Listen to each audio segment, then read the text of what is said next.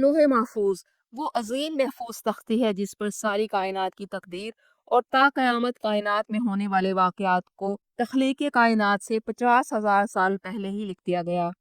حضرت ابن عباس رضی اللہ عنہ فرماتے ہیں، شب قدر میں 1 سال کے احکام لوح محفوظ سے لے کر فرشتوں کو دے دیے جاتے ہیں۔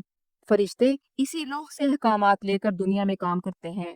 لوح محفوظ تقدیر کا اصل رجسٹر ہے، جس کے لیے قرآن میں کتاب مکنون، صحف مکرمہ اور ام الکتاب بھی کہا گیا ہے، یعنی کتابوں کی ماں، کیونکہ قرآن مجید، توریت، زبور، انجیل اور تمام صحیفے زمین پر اتارے جانے سے پہلے لوح محفوظ میں لکھ دیے گئے تھے، پھر وہاں سے حضرت جبرائیل علیہ السلام نبیوں پر اتارتے رہے۔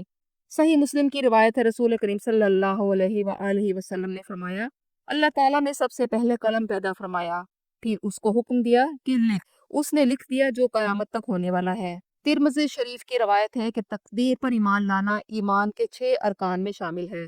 قرآن مجید کی سورت البروج کی آیت نمبر 21-22 میں فرمایا گیا، بل ہوا قرآن مجید فی لوح محفوظ، بلکہ یہ قرآن ایک باعزت کلام ہے جو لوح محفوظ میں ہے۔ تفسیر ابن کثیر کے مطابق قرآن کا اصل نسخہ لوح محفوظ میں ہے۔ رسول کریم صلی اللہ علیہ وآلہ وسلم پر نازل ہونے والا قرآن اس قرآن کی اصل کاپی ہے۔ لوح محفوظ کا قرآن اسی ترتیب میں ہے جس میں قرآن مجید ہے، جو کہ حالات اور واقعات کے تحت نازل ہوا۔ یہ قرآن اللہ کے محفوظ خزانے سے نکلتا ہے، حضرت جبرائیل علیہ السلام کے ذریعے، جو اس امانت کے امین ہیں، رسول کریم صلی اللہ علیہ وآلہ وسلم کے دل پر نازل ہوتا ہے۔ اس کی نزول میں کسی شیطان، جن و انس کی مداخلت کا کوئی دخل نہیں۔ قرآن مجید کے صرف زمین پر نہیں بلکہ آسمان سے زمین تک کے سفر میں بھی اللہ نے اس کی حفاظت کی۔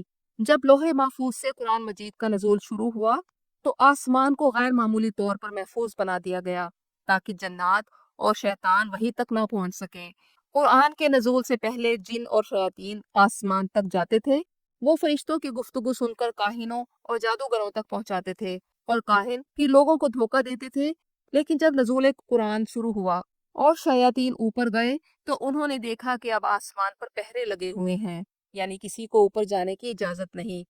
سورۃ جن کی آیت نمبر 8 اور 9 میں فرمایا گیا، اور ہم نے آسمان کو ٹٹولا تو اسے سخت پہرہ داروں اور شعلوں سے بھرا پایا۔ ہم پہلے وہاں سننے کے لیے بیٹھ جایا کرتے تھے، لیکن اب جو کوئی سننے کی کوشش کرے گا تو وہ اپنے لیے آگ کا شعلہ تیار پائے گا۔ جنات حیران تھے کہ کیا اللہ نے دنیا کے ساتھ کچھ غیر معمولی معاملہ کرنے کا فیصلہ کر لیا؟ پھر پتہ چلا کہ قرآن نازل ہو رہا ہے جو کہ ہر قسم کی دراندازی سے پاک ہے اور تا قیامت پاک رہے گا۔ پھر وحی کے آغاز کے بعد کاہنوں کی خبریں غلط نکلنے لگیں، کیونکہ شیاطین اب چوری سے خبریں نہیں لا سکتے تھے۔ جو کوئی سرکش جن کوشش کرتا تو اسے آگ کے شعلے جلا کر مار ڈالتے۔ جن کتابوں کو بھی آسمانی ہونے کا دعویٰ ہے، ان میں قرآن مجید واحد کتاب ہے جس کا متن لوح محفوظ کے متن کی طرح محفوظ ہے، اور پوری دنیا میں کوئی کتاب ایسی نہیں جس کے حفظ کرنے والے موجود ہوں۔ لوح محفوظ اللہ کے علم اور قدرت کا مظہر ہے۔ اللہ کے علم نے کائنات کی ایک ایک چیز کا احاطہ کر رکھا ہے۔ سورۃ الانعام کی آیت نمبر 59 میں اللہ تعالیٰ فرماتا ہے، غیب کی کنجیاں اللہ ہی کے پاس ہیں، کوئی انہیں نہیں جانتا مگر وہ خشکی اور تری کی ہر چیز کو جانتا ہے۔ کوئی پتہ نہیں گرتا مگر وہ اس کے علم میں ہوتا ہے، اور ہر خشک اور تر چیز ایک واضح کتاب میں لکھی ہوئی ہے۔ اسی طرح سورۃ الحدید کی آیت نمبر 22 میں فرمایا، زمین میں اور تمہاری جانوں میں کوئی مصیبت نہیں آتی مگر وہ کتاب میں لکھی ہوئی ہے، اس سے پہلے کہ ہم اسے ظاہر کریں۔ بے شک یہ اللہ کے لیے بہت آسان ہے۔ زمین پر کوئی بھی مصیبت آئے، زلزلہ، طوفان، سونامی، وبائی مرض کی شکل میں آئے یا انسان کی بیماری کی شکل میں، سب کچھ لوح محفوظ میں درج ہے۔ صحیح مسلم کی روایت ہے، رسول کریم صلی اللہ علیہ وآلہ وسلم نے فرمایا، آدمی کی پیدائش کے وقت 4 چیزیں لکھ دی جاتی ہیں، اس کا رزق، اس کی عمر، اس کے اعمال، اور وہ نیک بخت ہے یا بدبخت۔ یہ سب چیزیں اللہ نے انسان کی تقدیر میں پہلے سے لکھ دی تاکہ جو تم سے چلا گیا اس پر افسوس نہ کرو، اور جو اللہ نے تمہیں دیا اس پر فخر اور غرور نہ کرو۔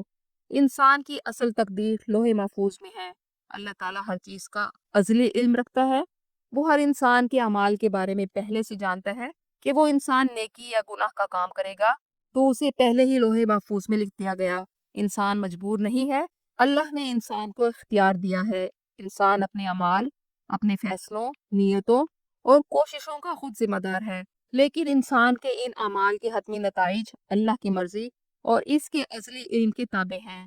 انسان کو اس کے اختیارات کے لیے جواب دہ ٹھہرایا جائے گا۔ رسول کریم صلی اللہ علیہ وآلہ وسلم نے فرمایا، تم اپنے استطاعت کے مطابق کوشش کرو اور جو مقدر میں ہے وہ ہو کر رہے گا، یعنی اپنی پوری کوشش کرو، پھر نتیجہ اللہ پر چھوڑ دو، اور انسان تقدیر پر ایمان رکھتے ہوئے محنت کرے، اللہ کے لکھے پر توکل کرے، کیونکہ اللہ کا علم ہر چیز پر حاوی ہے۔ امام غزالی احیاء العلوم میں لکھتے ہیں، لوح محفوظ اللہ کے علم کا مظہر ہے، اس میں ہر چیز کا ریکارڈ ہے، لیکن یہ تقدیر کے معنی میں نہیں کہ انسان مجبور ہے، بلکہ اللہ کا علم ہر چیز پر محیط ہے۔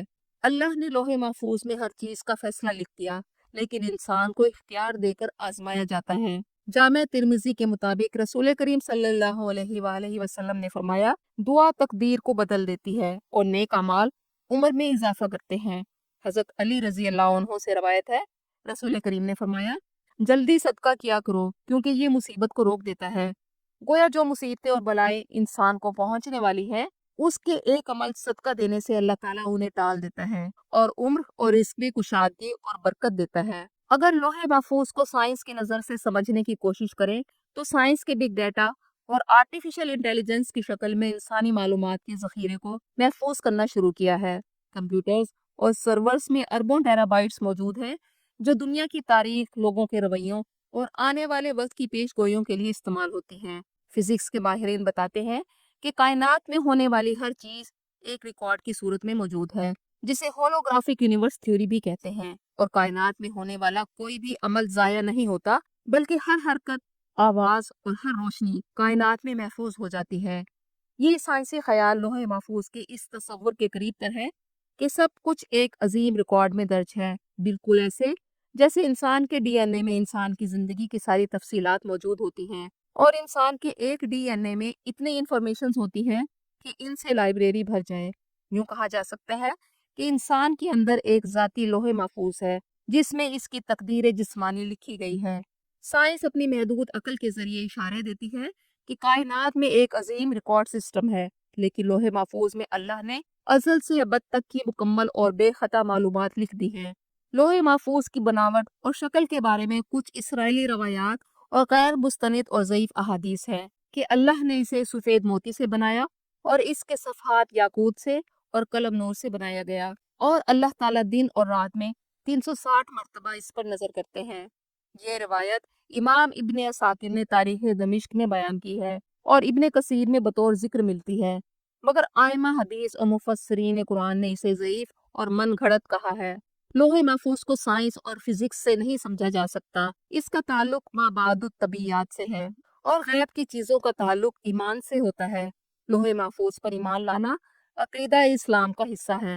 ہمیں اللہ پر توکل کرنا چاہیے، نیک اعمال کرنے کے ساتھ ساتھ اپنے تقدیر بہتر ہونے کے لیے دعا کرنی چاہیے، کیونکہ اللہ ہر چیز پر قدرت رکھنے والا ہے۔